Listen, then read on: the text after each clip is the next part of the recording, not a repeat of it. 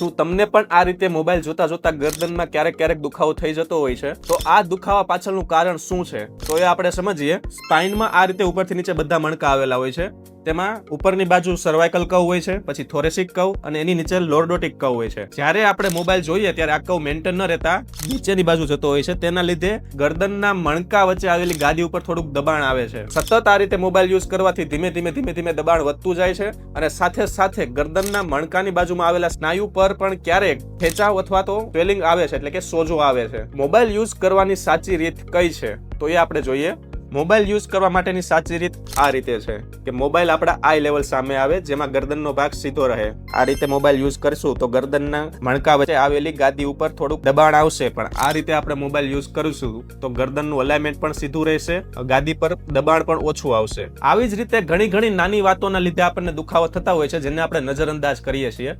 આવી જ ઘણી યુઝફુલ ટિપ્સ જાણવા માટે અમારા આઈડીને ફોલો કરી લેજો.